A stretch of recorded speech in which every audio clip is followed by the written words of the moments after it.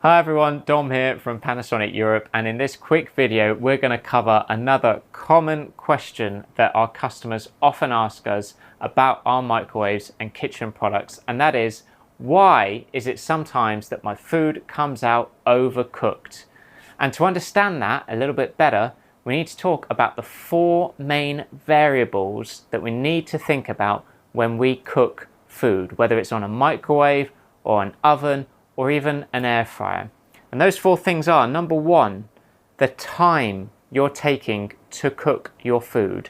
Number two is the power you're using or the temperature you're selecting to cook your food. Number three is how are you cooking that food? What cooking mode are you using? Is it a combination cooking mode? Are you steaming your food? Are you using an air fryer? And number four, the one that customers often forget, is the actual food itself. What type of food are you cooking and what amount of food are you cooking? When we talk about French fries, for example, if you've got 40 grams of French fries and you're cooking it at 200 degrees for 10 minutes, that's going to cook very differently compared to 400 grams of French fries or even 4 kilos of French fries. So they really need to bear that in mind. And if you're finding that your food is often overcooked, then it usually comes down to time. You're cooking it for too long at too high a temperature, and sometimes you may not be using the correct cooking mode for the type or amount of food you're using. So it's really important we understand how those four variables intertwine and affect each other when we're cooking food.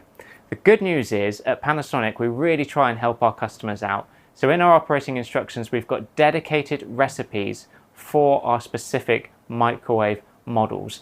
We've also got a dedicated website called Experience Fresh, which is absolutely full of recipes, all designed around our specific products and specific microwave models. We've got air frying recipes in there, we've got combination microwave recipes and solo microwave recipes.